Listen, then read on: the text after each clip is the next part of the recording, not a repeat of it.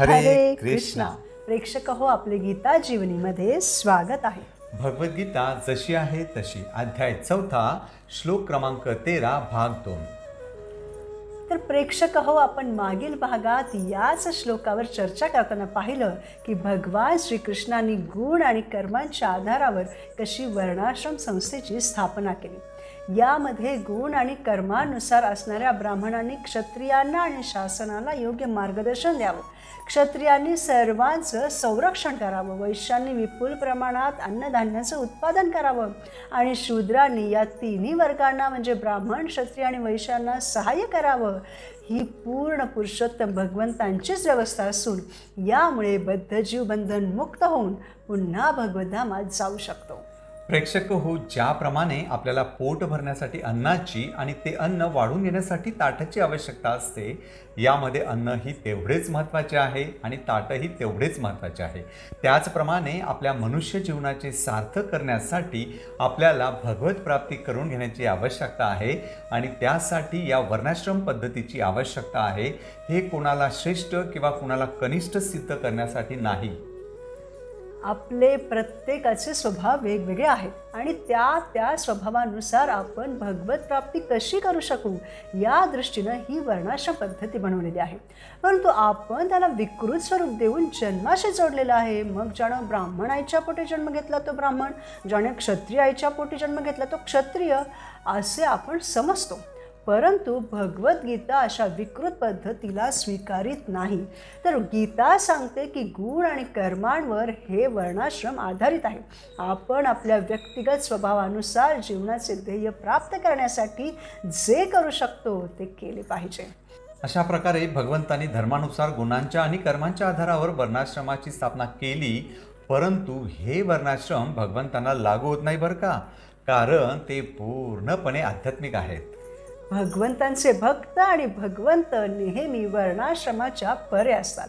परंतु तरीही भगवंतांचे भक्त वर्णाश्रमाचे पालन करतात, केवळ लोक कल्याणासाठी, त्यांना भगवंतांच्या भक्तीत आणण्यासाठी.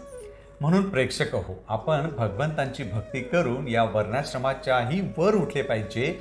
म्हणून भागवतामध्ये म्हटले आहे की जर कोणी अगदी चांडाळ परिवारामध्ये जन्मला असला, म्हणजे कुत्र्याचं मांस खाणाऱ्या परिवारामध्ये जरी जन्मला असला, परंतु त्याच्या जिभेवर त्याने सतत हरी नाम ठेवले, सतत परमेश्वराचे पवित्र नाम घेतले, तर त्या नामाच्या बळावर तो पवित्र होतो. वर्णाश्रम नसेल तरीही आपण भगवंतांची भक्ती करू शकतो, कारण वर्णाश्रम ही भगवंतांची भक्तीच करण्यास सांगते, हरी नाम घेण्यास सांगते.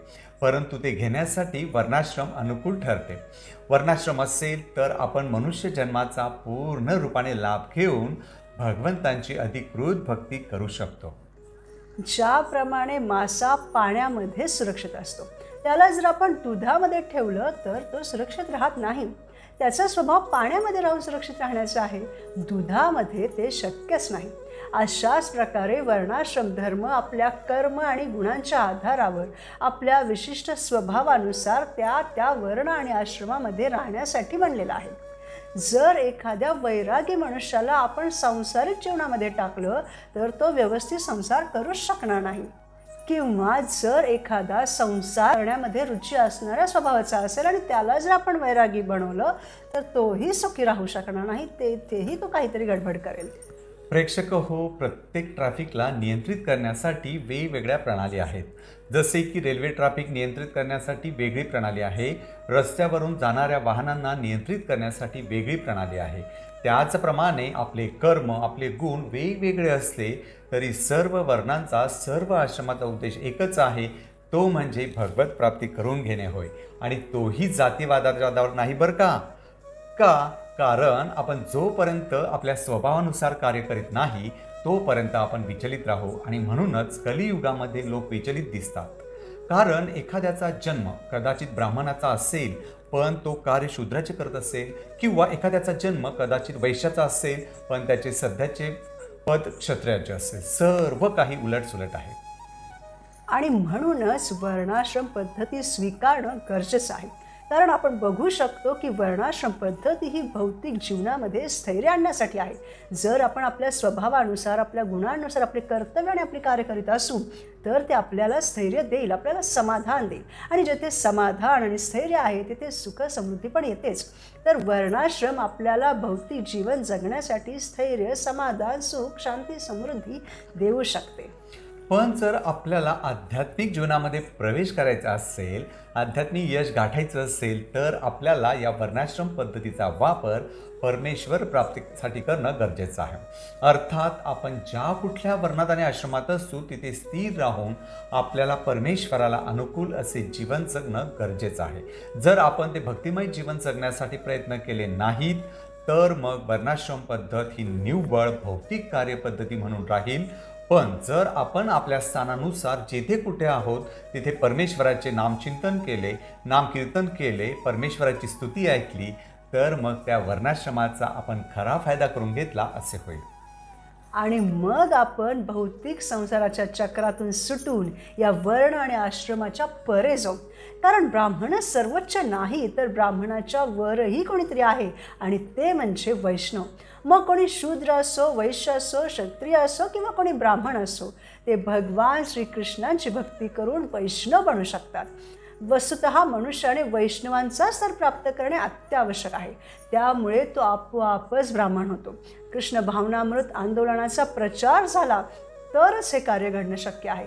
कारण हे आंदोलन जगभरातील प्रत्येकासच वैष्णव बनवण्याचा प्रयत्न करीत आहे. जे शुद्ध वैष्णव असतात त्यांच्यावर कोणताही वर्ण लागू होत नाही. त्यांना भगवंत ब्राह्मणापेक्षाही उच्च आसन प्रदान करतात. वर्णाश्रम संस्थेला अनुसरून असलेल्या कर्मांच्या संपादनाने मानव समाजात भगवत भक्ती जागृत होऊ शकते. भगवंत म्हणतात की जे लोक आपल्या वर्णाश्रमानुसार कर्तव्य करण्यास संलग्न आहेत ते केवळ आपले विशिष्ट कर्तव्य कर्म करीतच भगवंतांची प्रेममय सेवा करून सिद्धी प्राप्त करू शकता, म्हणजेच भगवतधामी जाऊ शकतात. म्हणून प्रेक्षक हो, जीवनात आनंदी राहण्यासाठी आपण प्रथम गुण आणि कर्मांवर आधारित असणाऱ्या वर्णाश्रम पद्धतीमध्ये राहून प्रगती केली पाहिजे आणि त्यानंतर कृष्ण भावनामृतामध्ये स्थिर होऊन वैष्णव बनलं पाहिजे. पुढील भागात आपण भगवद्गीतेच्या 4थ्या अध्यायातील पुढील श्लोकांवर मनन करू. ब्राह्मण वर्ण जाती संस्थेची निर्मिती नव्हे, गुणवत्ता प्राप्त करून ब्राह्मणत्व प्राप्त होत असते हे स्वीकारूयात.